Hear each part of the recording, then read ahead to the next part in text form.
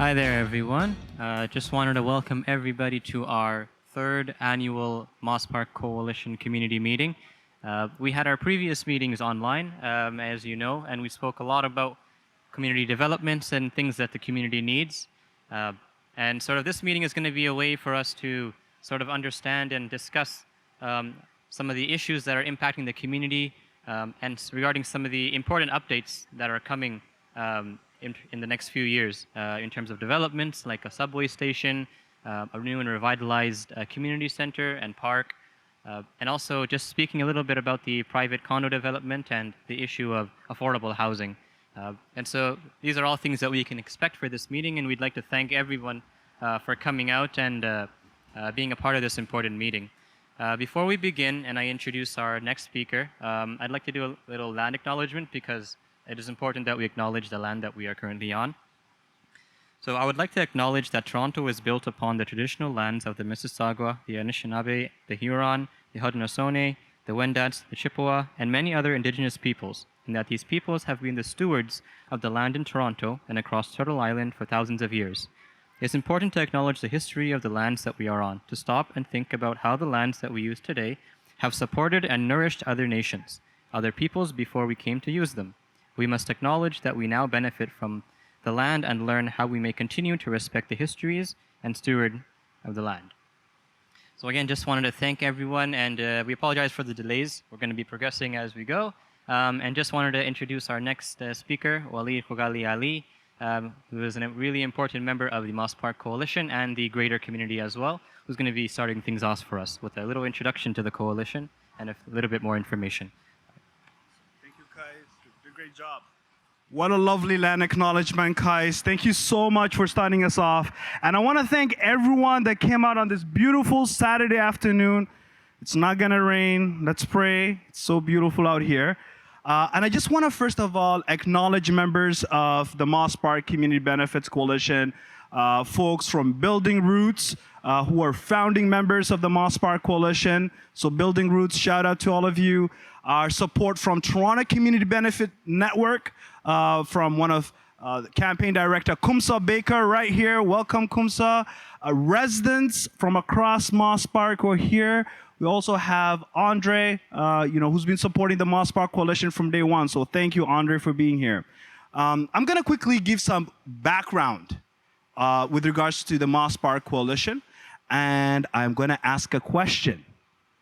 And if you get the question right, you're going to get a $25 gift card that you can use to shop at Loblaw, City Market, Provigo, No Frills, so many stores. It's 25. So we're going to be raffling two prizes today, one in the beginning and one in the end.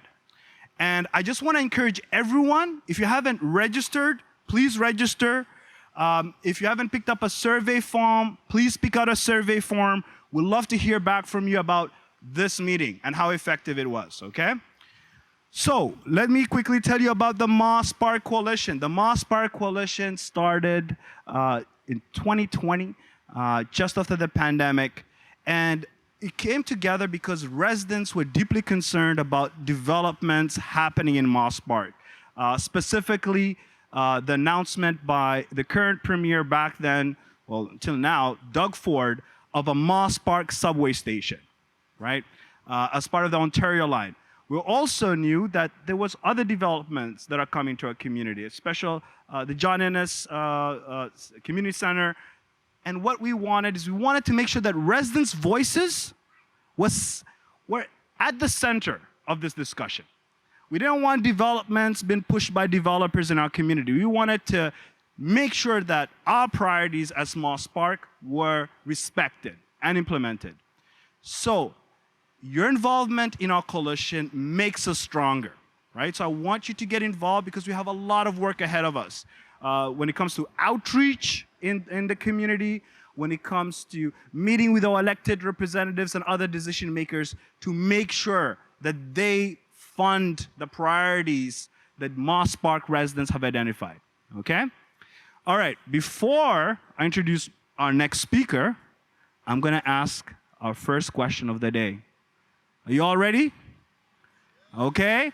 And if you know the answer, just put your hand up and I'll call on you. And if you get it right, that's great. If you get it wrong, we'll ask the next person, okay? So, my question, I'm not gonna make it very difficult. This is gonna be an easy one. The next one's gonna be a bit more challenging. When did the Moss Park Coalition form? Which year? My friend, first one, go ahead, come here. Come up. It's young, wonderful. Man, what's your name? Introduce yourself here. My name is Arifin. Arifin, thank you so much for being here. You know, you're probably going to be one of our youngest members, okay? I have a question for you, Arifin. What is your answer to this question? When did the Moss Park Coalition form? 2020. Say that again? 2020. Is that answer correct? Okay, congratulations. Thank you. You're welcome. You're paying attention. That's great, okay? So go enjoy that $25 gift card, you know, buy yourself something nice, okay? Thank you, Arifan. Thank you for being here. Okay, I'm going to now introduce our next speaker, who's, seems like some fans for Arifan here. That's great. I'm going to now invite the Director of Campaigns from the Toronto Community Benefits Network, a strong supporter of Moss Park, Mr. Kumsa Baker, who's going to speak to the Ontario line, and we're going to take some questions as well. Go ahead, Mr. Baker.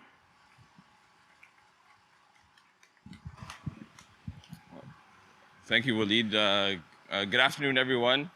It's nice to be here on this great afternoon, to be here with you all. My name is Kumsa Baker. I'm with the Toronto Community Benefits Network. We're an organization across the city of Toronto, and we're really involved in working with communities that are undergoing a lot of development and change. And so we've done a lot of work working with community groups and organizations on Eglinton, really looking at the impact of the Eglinton Cross on LRT, and to also advocate for community benefits as part of these projects. Similarly with the Finch West LRT, and so we have a lot of experience working with Metrolinx and government and different stakeholders to make sure the community is also involved, when these type of decisions are being made, because we know that without the community, it's not going to really have, the most successful project as it could be. And so it's been really great to work with the Moss Park Coalition, Kais, who's with Building Roots, really helping to coordinate the work, Waleed and Andre and many other resident leaders who've gotten more involved. Looks like there's an emergency happening.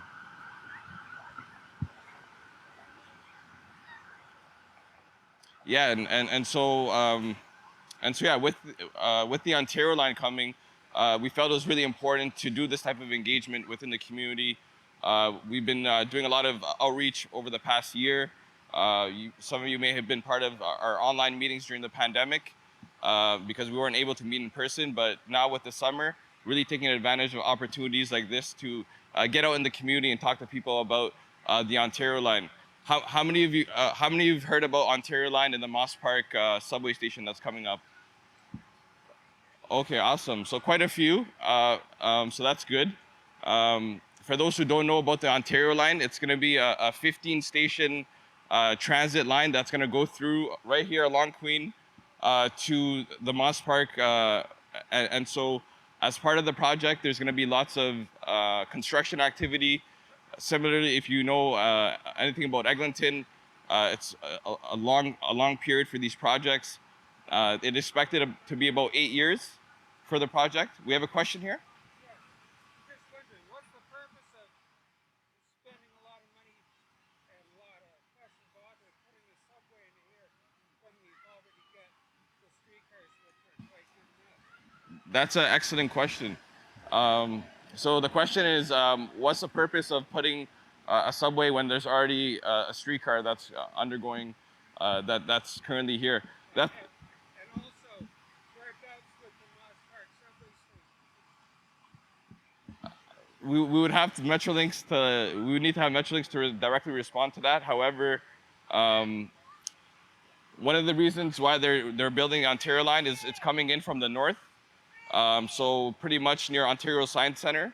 And so to alleviate a lot of the pressure that we see on the transit lines, they're hoping to have a new line that could pretty much go through the downtown core to service people from the north who are getting downtown. But we know a lot of people have been asking that question, because we know there's a lot of bus routes here. There's a streetcar that's going right across here as well, and so I think that's a question that we can definitely ask Metrolinx. One of the things that our coalition advocated for was to have a Moss Park working group. After some advocacy and engagement with the city councillor, Kristen Wong Tam, we were able to have Metrolinx actually set up a working group. And so right now we're meeting every 6 months. And what we're doing is a lot of the questions that we have from community, we're bringing to Metrolinx at this working group. Definitely, if you're registered, that would be great. There's a registration there. I think Kais can help you register as well.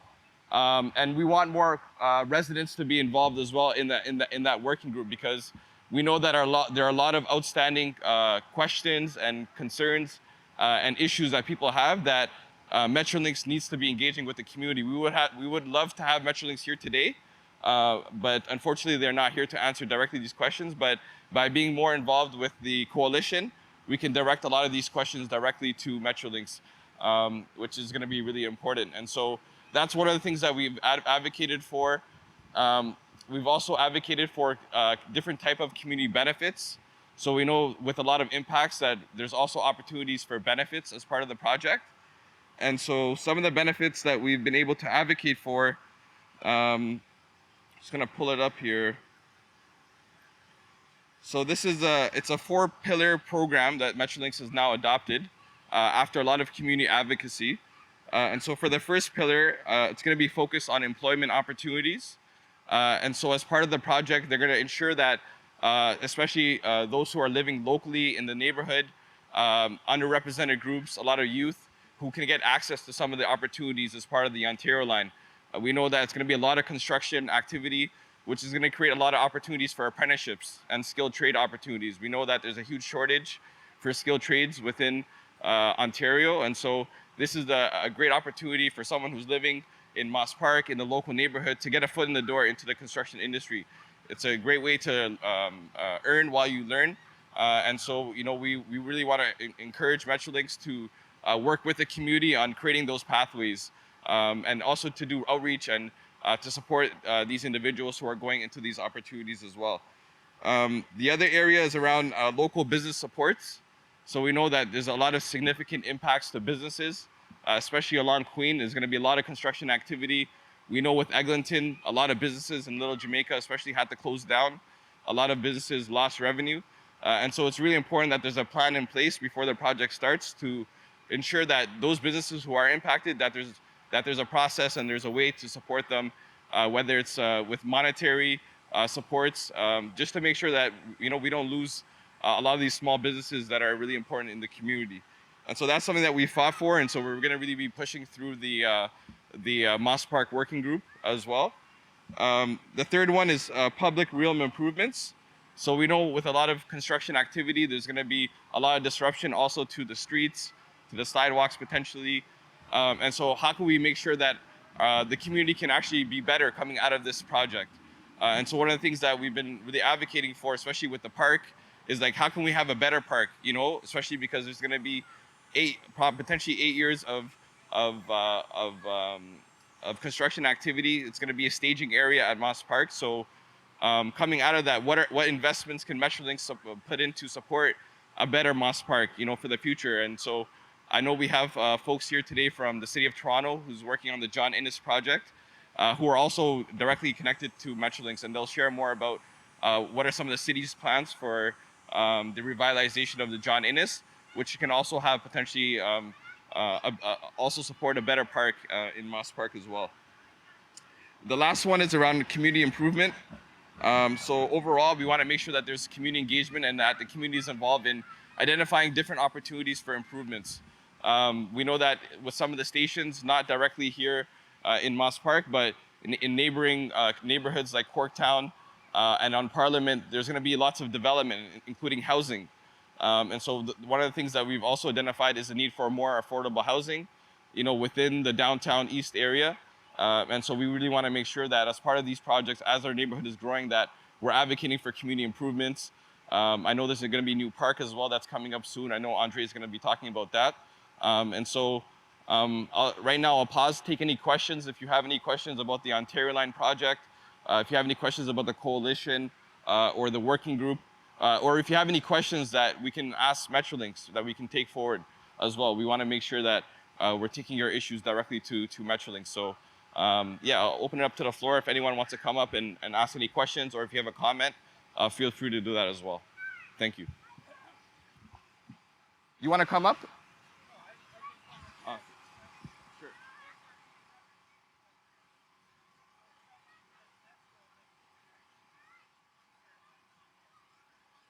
That's a great question. We can definitely request them again for our next meeting to be there in person and to directly engage with people.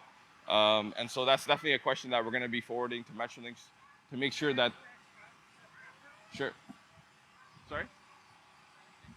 Do we have a meeting date? No, so we don't have a meeting date, but if you're registered, you'll get emails and information about our next meetings.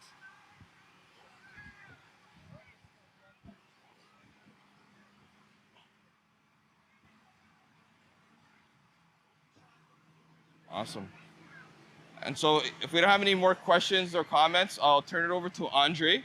Andre is someone who's been part of our coalition since the beginning and has brought a lot of skill sets from his work in Corktown, engaging with Metrolinx and some of the impacts that the Ontario Line will have in his neighborhood.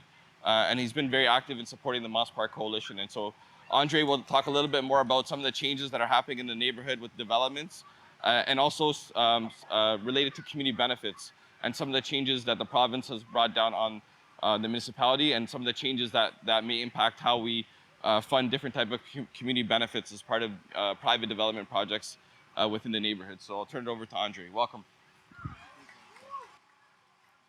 Yes, another round of applause for Kumsa. I might just. There you go. That way I'm not slouching. Hello, everybody. My name is Andre Bermond, and I am a member of the Moss Park Coalition. I'm also representing the Corktown Residents Association, which is your neighboring community just east of Parliament. I also published a local newspaper called The Bridge, which I started a number of years ago. And Building Roots was actually one of its very first supporters. So again, a huge shout out to Building Roots, particularly Lisa Cates and Darcy Higgins, who unfortunately are not here today. But not only are they certainly a pillar of the community in Moss Park, but they're certainly one of a huge contributor to other organizations like Moss Park Coalition and also to The Bridge.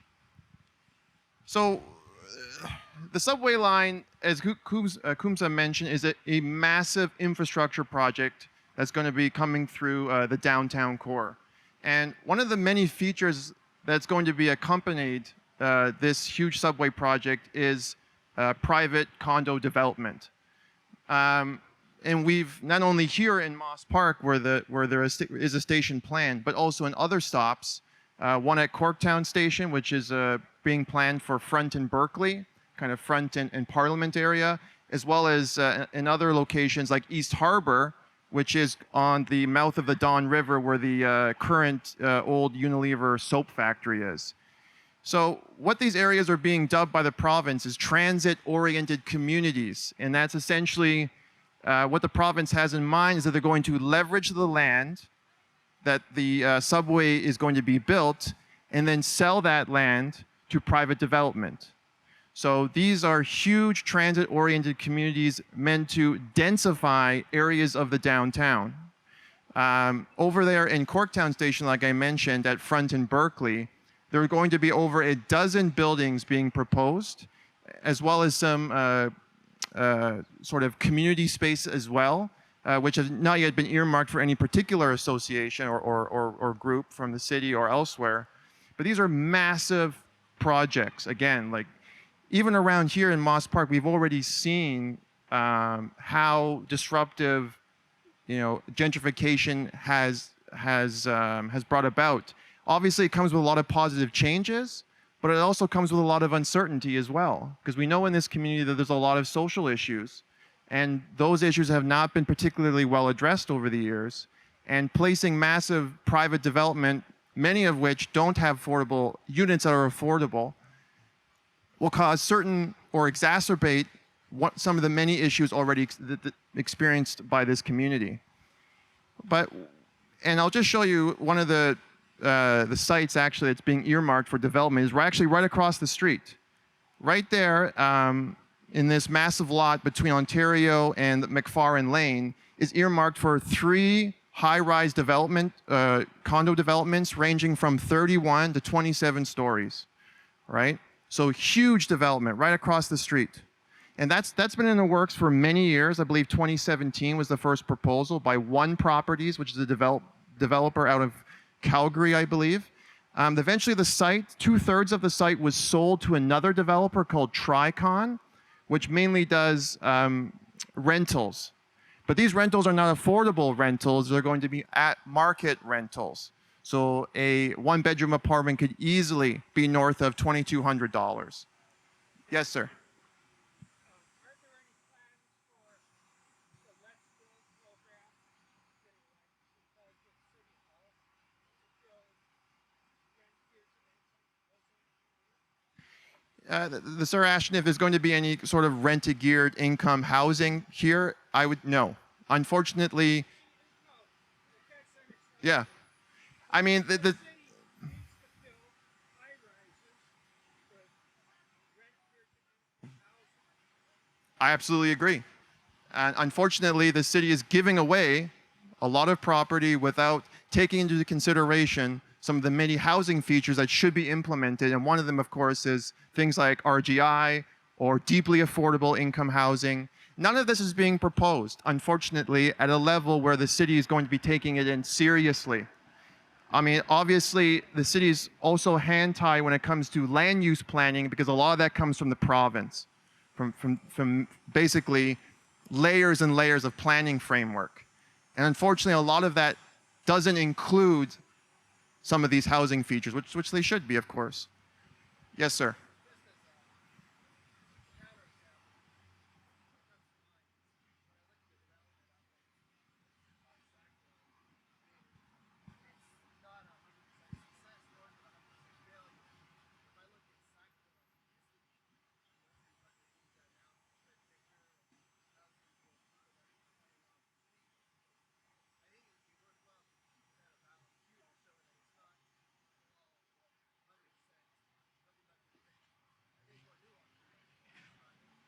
No, for sure. I mean, I'm just using this as one example of what is going to be appearing in this community. Obviously, in places like Regent Park, which was a city-led project, funded by various levels of government, which already had pre-existing RGI units there. Obviously, the plan was to not only keep what was already there, but to increase the supply as well. But that's not what's happening here, or in this community where it's largely being driven by private development due to land speculation by the subway, which is driving prices up. People developing come in, and they obviously want to take advantage of that. None of this is a bad thing. It's just, as you say, it is very nuanced, but this is the kind of development features that are happening in this community, which we know has historically been marginalized.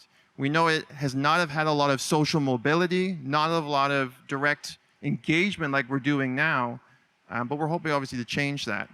So going back to this development, one of the features I think is one of the more beneficial features is that there's going to be a new park built there, and that's through what is commonly referred to as Section 37 funds. So it's essentially in exchange for going above the height limits that is designated for this area, the developers will give back usually some park space or perhaps a community space that's inside. But this one's going to be a park. The mouth of it's going to be facing Richmond, and there'll be a little path to access it from Queen as well.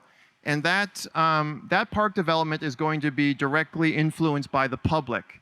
So you'll have your say on what kind of features this park is going to have, whether it's going to be more recreational or more passive park, like just benches, or do you want to see recreational, like ping pong tables, outdoor ping pong tables and stuff like that. So all that is going through the City of Toronto.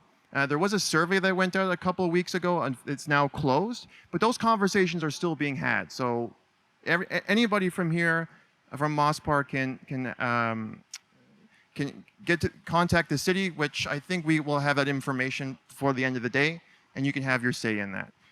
Which again goes back to what Waleed was saying. It's important to have your say, because there's a huge spotlight here in Moss Park for the first time in a long time, right? So this is a golden opportunity to highlight many of the issues that many of you have been experiencing over the years, and some of you probably decades, right? So this is a grand opportunity to get in the face of the city, to get in the face of the province and Metrolinx, which is the transit agency that's building the subway, and to go with them and have your say on what you want in return, because that's very important. Because if you don't tell them, they're not asking, right? They're not going to come to you. You have to go to them with your concerns, right? And that's extremely important. And there are many ways to get engaged, either through the Moss Park Coalition or other organizations that were mentioned here today. But it's very important to get engaged. We do encourage you to sign up to our mailing list. So when we have future engagements, you'll be notified, and you'll be able to talk to Metrolinx directly, which is, in fact, what many of you or all of us should be doing.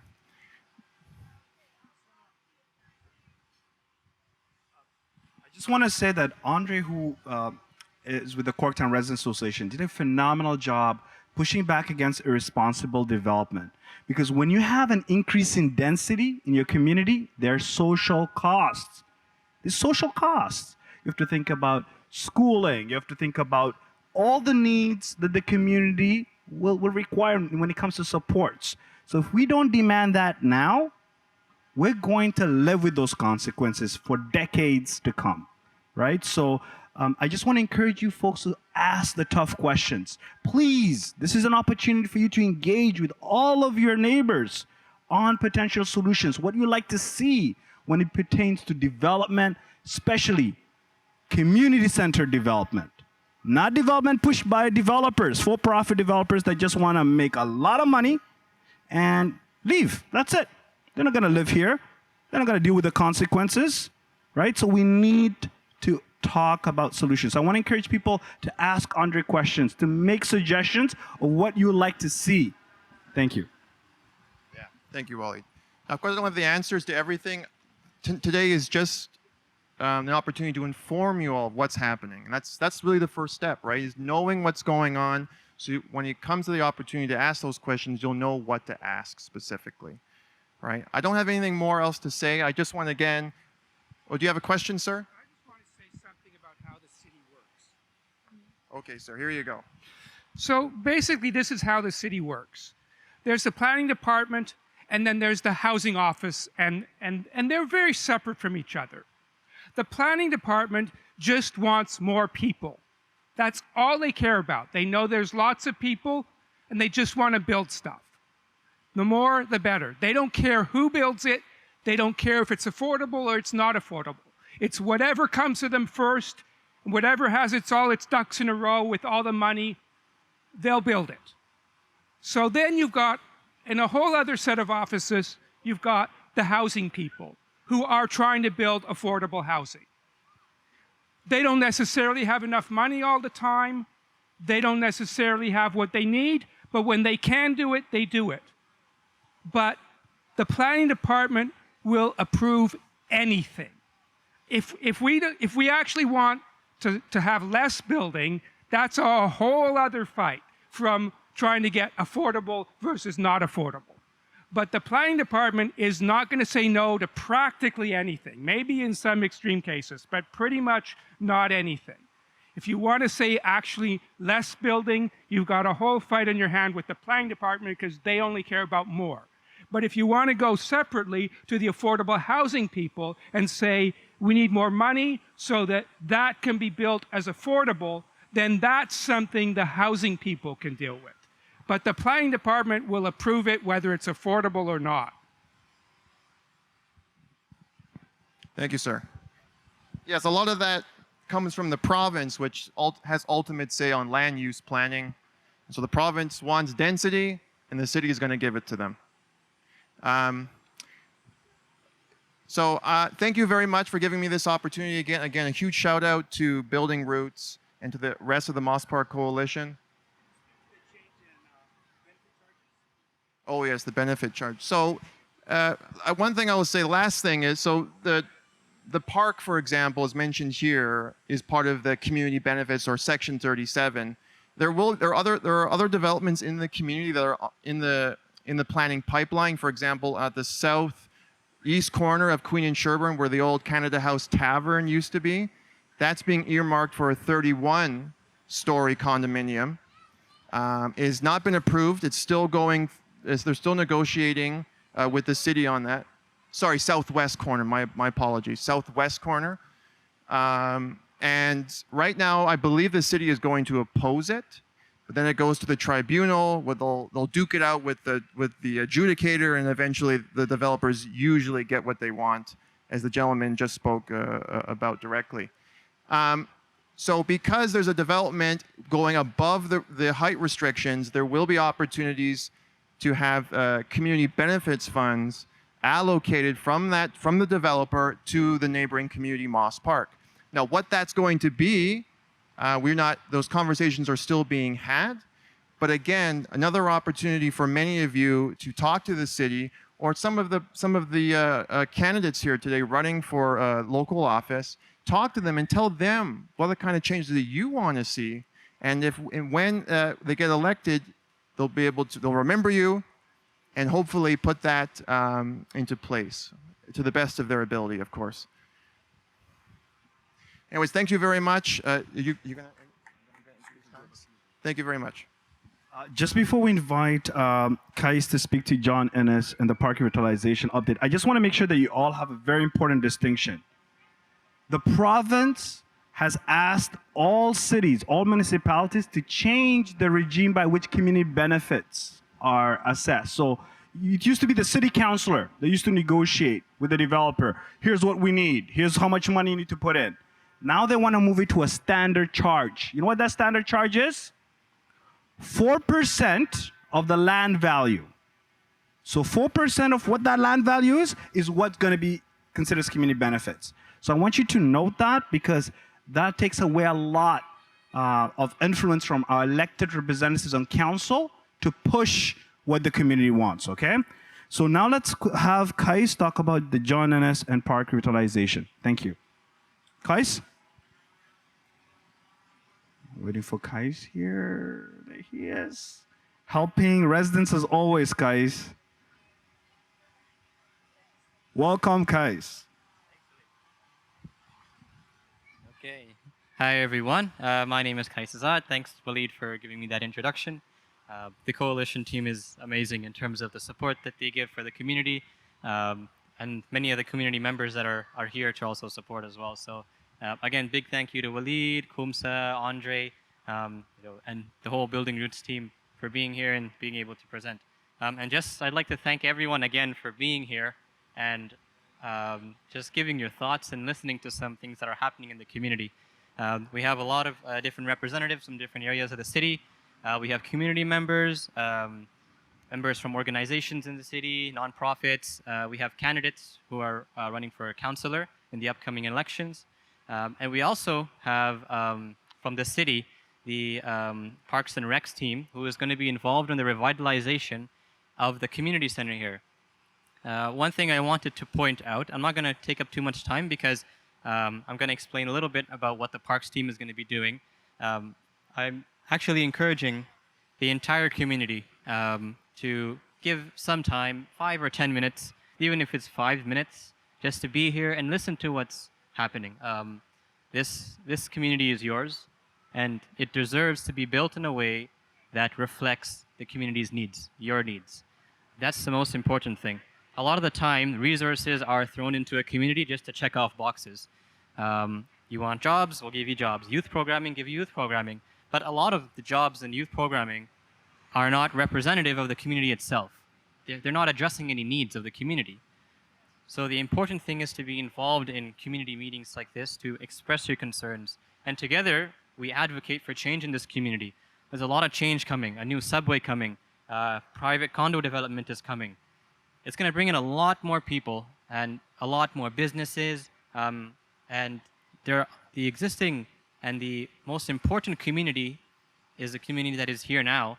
And also we put importance on the community that is also coming. So we also have to remember that we have to maintain a sense of community. There are a lot of issues: affordable housing, good job opportunities, community safety. These are all things that we're all concerned about. I have conversations about these every week on Saturdays. I get a lot of concerns about affordable housing, community safety. But the one thing I wanted to touch upon here was actually regarding the community center.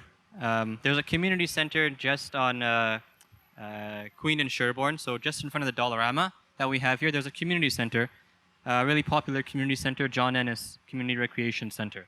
And we're all familiar with this community center in terms of the impact that it's had on our lives. Even as a child, I remember coming here to swim. I wasn't the best swimmer, but I tried my best. They also had a haunted house there. I don't know if they still do it, but I was always too scared to attend that. Anyways, this community center is going to be undergoing a big change in the next few years. And the city, we also have representatives from the city here. You can see with the big sign at the back. They're here to answer any of your questions. They're here to engage with you to understand how they should build this community center. They're trying to engage with the community. They're actively trying to engage to understand what this community should include. As I said in the beginning, anyone can throw in resources. There could be resources that can be thrown in to check off boxes. And it might not even be needed by the Moss Park community. To be exact, it might not even be accessible for the Moss Park community. You might feel uncomfortable coming into the community. And this community center needs to be something where community members can come in and have important needs addressed. So I want to give a little bit of a background about this community center and what changes are coming. So engagement regarding the changes that are coming to this community center began a few years ago, but sort of that process was halted for a few reasons in terms of the feasibility and the actual functionality of the program itself, what kind of changes can come. So now the city has relaunched the program to engage the community again about how to rebuild this community center. And what the John Ennis revitalization team, which you can actually see at the back, they have their sign there and they also have their t-shirts there. They've started a new campaign for engagement. They launched some engagement campaigns to better talk with residents in the community on how they can improve this community center. Not just a community center, the park behind it, the park that has been used by residents for many, many, many years. So there's an important purpose for our community. This park is going to be undergoing a lot of changes, and it's going to be inaccessible for the coming years. I would say maybe until 2030, until everything reopens again. The park will be inaccessible.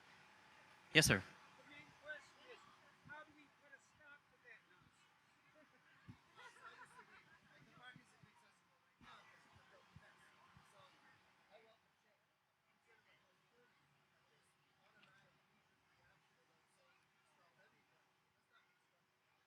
Right. So I guess the feedback that we had here was regarding sort of putting an end to the development. And also we had another thought here about putting an end to the development might not be the best way to actually go about doing this. And yeah, very good points. There are a lot of frustrations regarding these developments. The subway station, I've had a lot of conversations where residents are frustrated about it. We didn't ask for a subway station. Why are we getting a subway station? And also just the park and the recreations. So it's a very good question. And I think in order to be able to rebuild and make improvements to what we already have, I think it requires some collaboration amongst us. We need to work together and make it even better than what it is now. Imagine with our input what we could do. Maybe in the past, I'm not really sure how much collaboration there was, how much talk there was with the community, right? Maybe they just threw things in like they did. I'm not really sure. But now we have an opportunity to make things like how we want them to be. And there's a very good points. You know, we need to be constructive. And also, we need to be able to address why these developments are happening, and if they are happening. Like you said, sir, we need to have a big say in it. We need to understand how it's going to develop. Very good points. I agree, 100%. So this is the community center. The park is going to undergo a lot of changes. We need to be involved. This is why the engagement team is here at the back. Let them know how you want your community center to be. Let them know. Everyone in the community, if anyone can hear me, anyone passing by, there will be a lot more visitors around. Let our representatives know from the city. Let them know how you want your community to be. And with that, sorry. They are from the city's Recreation and Forestry Department. Alex and Nadia are here at the back. Yeah, we have two representatives here. They're waving at the back there. There you go. Alex and Nadia are here. Feel free, at the end, we have a social session. You can interact with anyone here you like, ask any questions. There are candidates here for councillor. Ask them how they'd like the city to be. Let them know your concerns. Talk with each other. We have candidates here. Nikki Ward is here. Hands up. Carolyn Murphy is here. And also Chris Moyes here at the back. He's waving there. So we have candidates here. You can ask them any questions. We also have the city at the back. Ask any questions you'd like. A social session at the end. Interact with anyone you want. We'll have refreshments and food as well.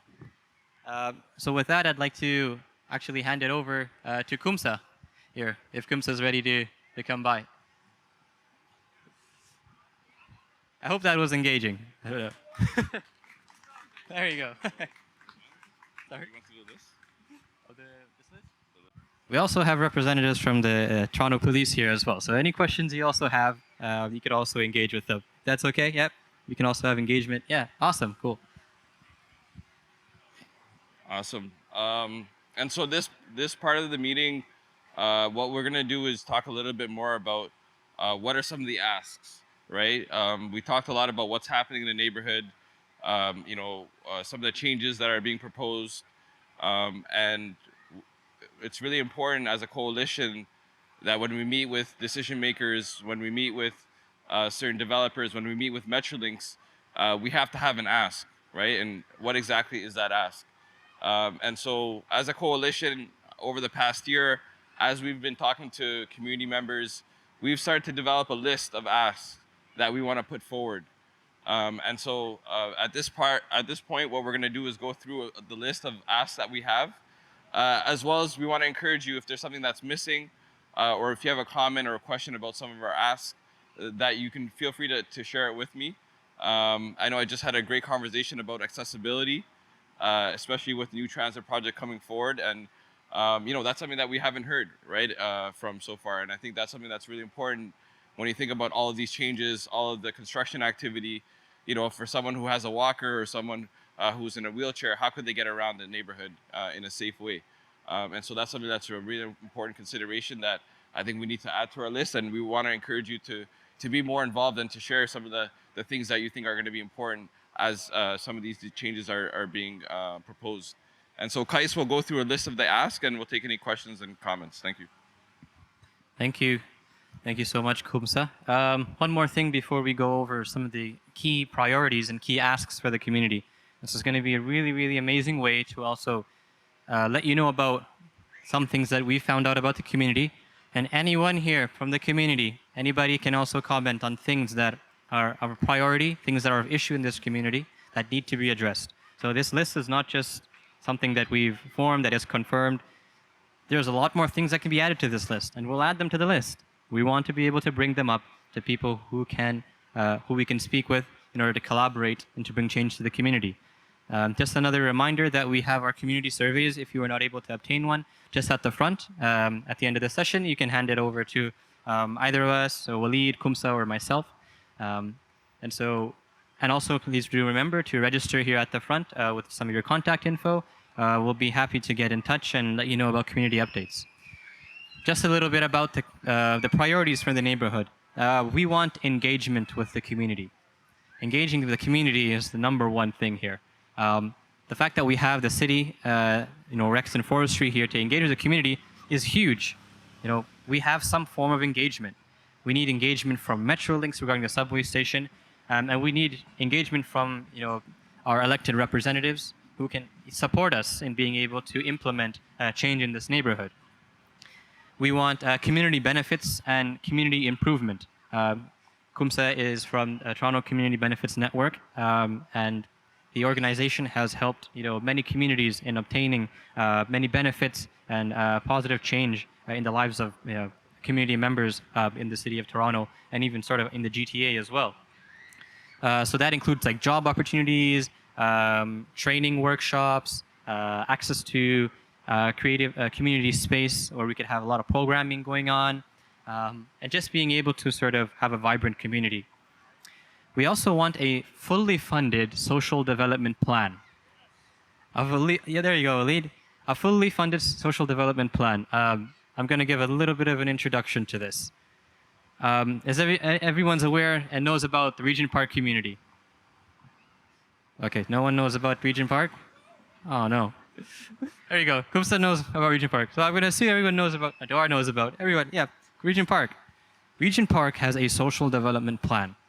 Stakeholders coming together, developers coming together, the city coming together with the community to fund, to put a lot of funding into the community, to create a plan for the priorities that Regent Park has. They want to be able to address the priorities and needs of the community, and the funding that's here. They want to be able to create programming, support services, and a lot of items that are on the community development list are there to support the community.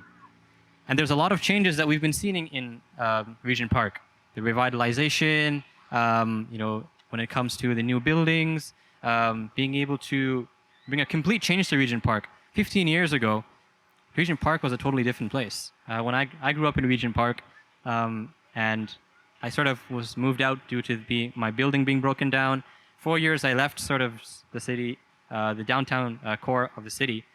When I came back, Regent Park was a totally different place. It's changed a lot. Regent Park has changed a lot. But this is an opportunity to provide for everyone to come together. A lot of big developers came together to form a committee where they can address important community needs. There's a lot of funding now. Now they're able to address things the best that they can, and being able to do that requires a lot of hands to be able to, have these discussions. We want the same thing for Moss Park. We have a lot of development coming in. Metrolinx is coming in with this huge subway station for Moss Park. Imagine the amount of funding and money that's coming into the neighborhood, the population increase coming over the years. It's a lot of things that are coming in. Private condo development coming in. The John Ennis team that's here to revitalize the community center, they're also here. The city's here. Everyone's here. We just need to come together and understand that Moss Park has needs. Moss Park cannot be forgotten. And then we, as a community, also deserve to have a plan for the future, for future long-term improvement. So this is also an ask that we're trying to get out there. We also have affordable housing. Affordable housing is a huge thing. Walid has been really involved in advocating for rent-to-own. So rent-to-own is a huge, huge thing that could be implemented in our city. Could help out a lot of people. We need a lot of help for the unhoused. There are people who are, experiencing homelessness, who do not have a permanent place to stay. This is an important thing. We have a lot of immigrants. There are a lot of individuals who are struggling out there. It's important for us to have affordable housing part of the private development. We can't just have private development and then not sort of care about what's happening with affordable housing. So we need affordable housing. This is something that we're advocating for. And feel free to talk with anybody here about how you feel about affordable housing. It's a big issue. When it comes to, everybody in this city has a say when it comes to housing. Support for local businesses in Moss Park. Yes, sir. Yes. But if you look into the mathematics of it, it's not feasible. I see. Too many decades to be able to pay it off. Right. I'll have Walid touch. Yeah. Cool. Sure. I'll have Walid touch on it a little bit. I'm going to challenge you on that, my friend. It's about priorities, right? Rent to own. Right now, the federal government, our federal government committed to $100 million to rent to own across the country. And we as a community are going to be meeting with our MP, Marcy Ian. Sorry? No, you won't. And that's the problem. That's the big problem. It's about eligibility, right? A lot of folks in our community can't even qualify for a mortgage or can qualify for programs that make it possible for them to enroll in such programs. But let me tell you something. It has happened. In our community of Regent Park, we had boost and foundational programs, but when you look at whether it was a success or not, it's in my opinion it wasn't success when only 17 TCHC residents were able to access home ownership, while hundreds of people who didn't live in the community were able to access it. Right? That's because were not able to qualify. So we've now formed a coalition, not just in Regent Park, but across the city, to push this item forward. And I want your help. I actually want everyone's help here. Get involved with a coalition so that way you get information about these new programs that are going to be put in place to make it possible for you, my friend, to qualify. Okay? So don't give up. Don't say it can't be done. Say it can be done if the investments are made in our community. Okay? Thank you. All right, Kais, you want to proceed? Thanks so much, Waleed, and I hope that answers the question or provides a little bit of information about it. Yeah, it's a concept that's new to this community, and yeah, there's going to be a lot of opinions about it, and yeah, everyone has a right to have an opinion and concerns. It's a right to have a concern about it, and it's always the best that we're able to discuss it a lot more and see how it'll help the community. If it'll help the community, what are the benefits? What are going to be some of the drawbacks, if any? Or benefits, if any. So we have to be able to understand how we can understand rent to own and how it might impact our community. So the last thing I want to talk about is sort of environmental considerations. A lot of development and construction coming up over the next few years until maybe about 2030. There's going to be a lot of construction you're going to be seeing here with these properties, private development, the new subway station. The park is going to be taken up a lot by construction and the subway station. So imagine the subway station is coming and the construction for the park and the recreation center is coming. Construction happening there, and then you also have the park that's going to be inaccessible. So there's a lot of environmental concerns such as air pollution and being able to understand community safety and how we're going to be able to control what's happening around here. So we're also looking for sustainability when it comes to understanding how we can protect the environment and also keep our community safe. There are a lot of parents who are concerned about many things when it comes to their children growing up in communities around the city in terms of community safety. So it's important that we're able to emphasize these important issues. So that sort of brings us to that end of the community priorities. Again, there's a lot of priorities here. We can give like a couple minutes. If anyone has any priorities for this neighborhood or issues that they think that they need to address, feel free right now, or even towards the end, you can speak with us. Let us know what your priorities are. So I'll give about, yeah, sure. Safety.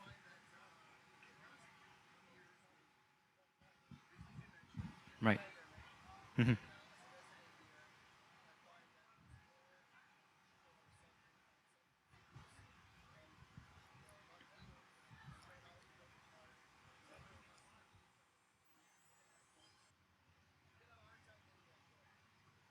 Yeah, definitely. So the first part of sort of the priorities that was mentioned here was regarding community safety when it comes to substance abuse, when it comes to the safe disposal or even safety of sort of needles that are left around the community.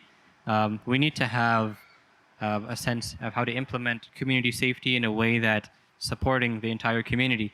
And when it comes to sort of substance abuse, when it comes to the safe disposal of needles and materials, we need to be able to have a way that gives individuals an opportunity to safely dispose of these materials. And also, it's important that we're able to support individuals who are struggling with or experiencing substance abuse. People in the community members are struggling with many issues. We're all struggling with many issues. It's important that we have these issues addressed. Substance abuse, individuals experiencing homelessness. It's not going to help if we remove everyone from the community. The way that we're supposed to do this, and I think would be the best way, is to facilitate a way to support individuals in an organized manner that sort of helps them overall, and sort of when it helps them overall, they'll have a lot more services that they can turn to. They'll be able to do things in a way that they're comfortable and the community is comfortable. So we need to have services in place that address how to assist individuals who are going through substance abuse and safe disposal of needles. I hope that was what it was. Yeah.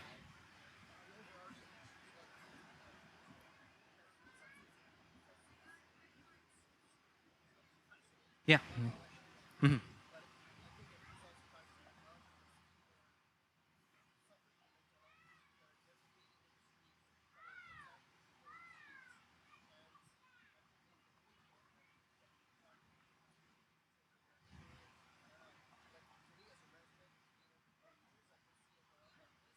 Mhm. Right.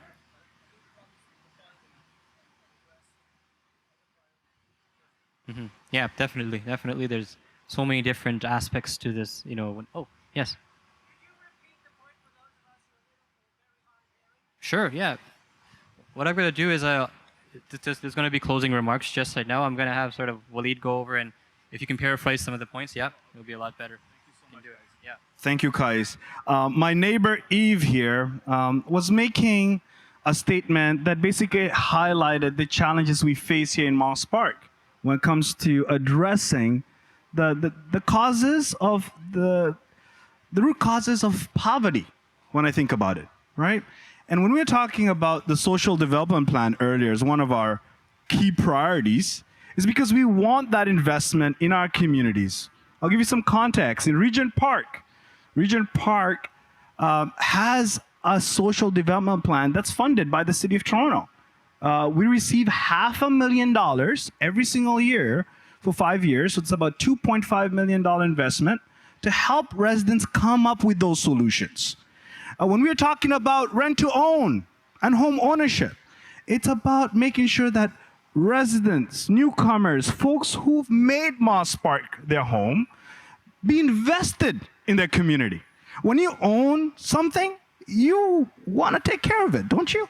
You want to look around and make sure that the park is clean, that the neighborhood is safe, that we have programming for our youth, for our seniors.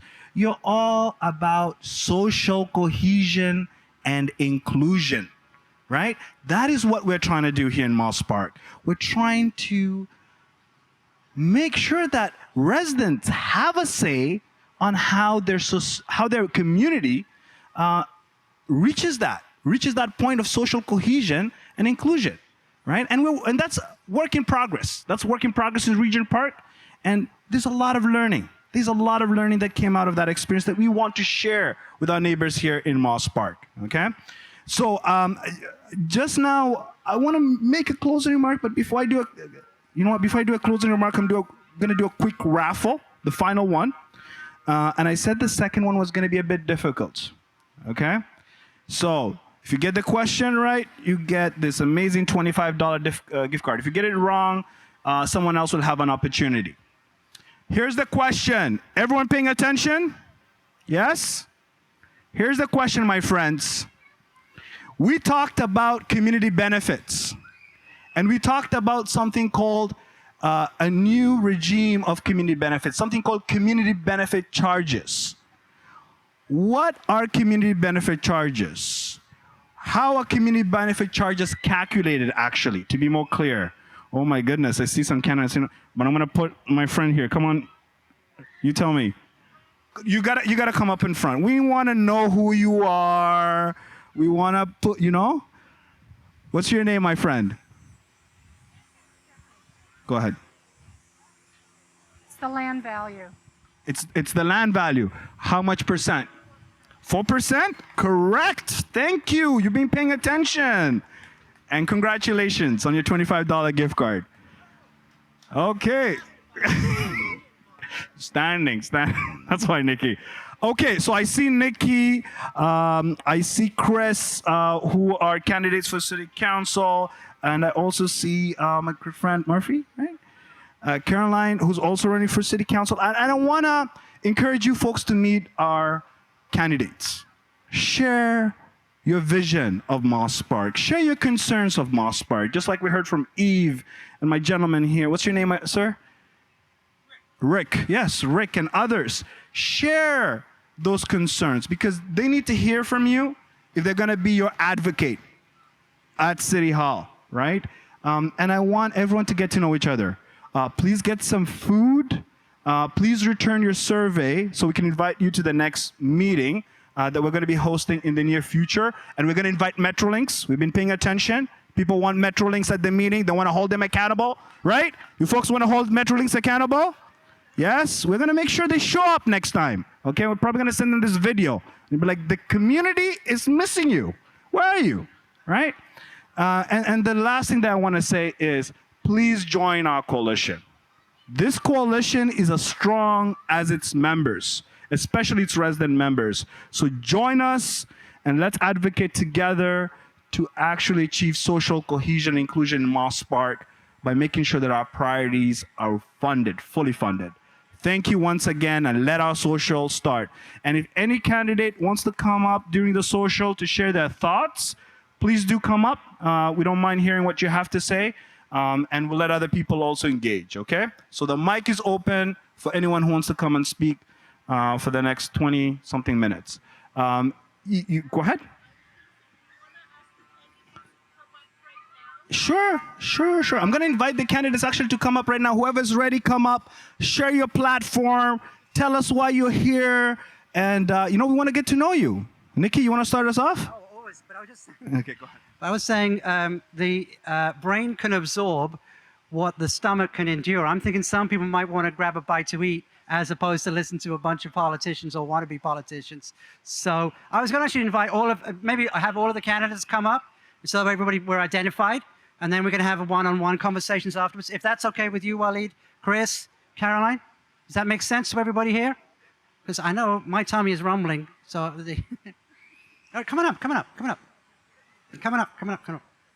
So I think, so thank you to Waleed, thank you to everybody for attending, thank you for organizing this. I would like to say thank you for Metrolinks for attending, but that didn't happen. I'm looking forward to thanking them next time, so I like your idea of putting pressure on there. The one thing that hasn't been said is that we have an election coming up here in Ward 13, and in addition to joining the coalition, please get involved, get engaged in the election process. This really matters to all of us.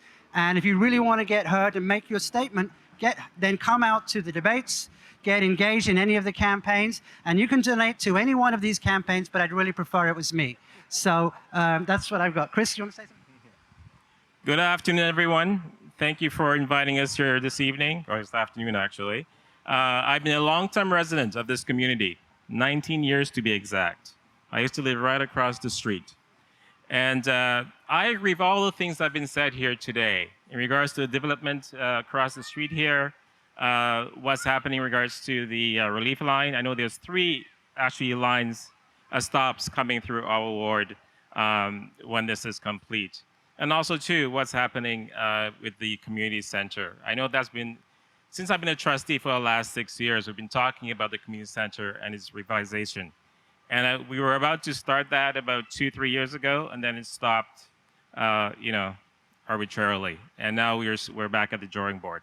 But there are opportunities here, as mentioned prior. If most of us in this community have walked over to Regent Park, and we see the Pamacano, community center and the pool. That's an example of what can happen here in the Moss Park Community Center. Again, if you look up at the Wellesley Community Center, that too was revitalized. And it's unfortunate that, we are the last to be revitalized here. But there are opportunities, and our voices are important. And this is a beginning, not the end of this process. And one of the things, though, that I'd also like to see that we haven't talked about is revitalizing this space itself. I know when I lived here, it was revitalized 14 years ago, I believed. It was a donation made by a private company to put in the park, and the wood chips that are now diminishing, if you call it that. We need to look at this space in a holistic way that we as a community can benefit over time. I can go on and on and on, but I'll stop for now. Thank you.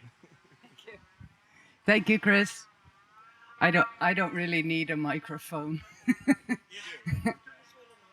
There we go. There we go. That's got the attention. There we go. Thank you, Nikki. Always guiding. So I'll keep this really short. I came here today to listen. And what was said and the engagement of each and every one of you is what will make us all successful.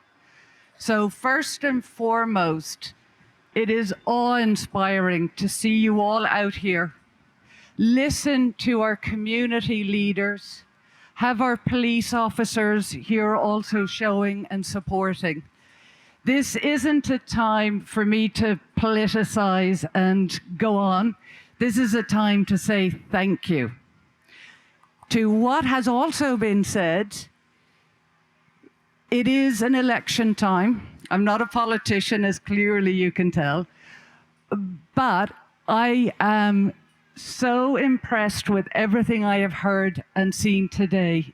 Ye are incredible. So most importantly, to what Nikki has already said, there is an election. It's October 24th, unless you want to go a bit earlier. Your voice matters. Your vote counts. Be heard. Be engaged. Stand up, because it is only together we will move forward in a manner that makes sense, that is not us versus them, homeowner versus renter, developer versus resident. It is residents together with all of you that make the difference, that engage, and that will be our driving force. And it is your voice that needs to be heard at city halls. No agendas for persons, yours, and for you and only you. So thank you. You're inspiring. And do vote, because whoever you vote for, your vote counts and your voice matters. So hands off to you and go eat. There we go. Oh, you've closed on a strong one there. That's a mic drop if ever I heard one.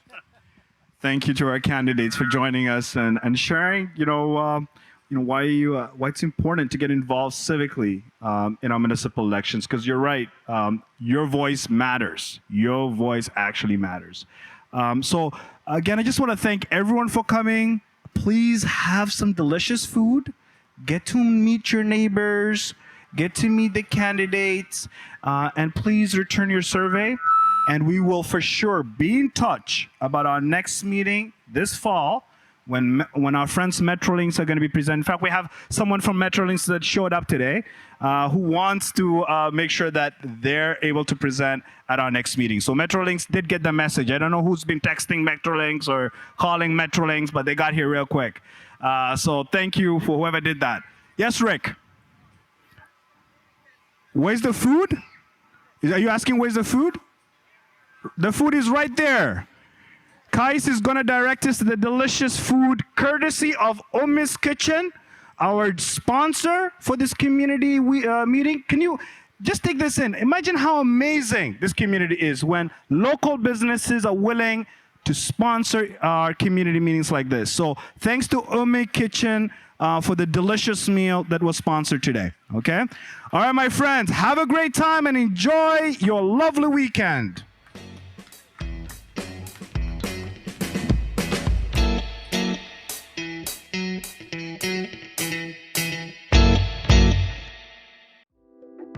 Don't forget to like, comment, share, and subscribe to our YouTube channel, and check out all of our social media platforms. For more information, check out our website.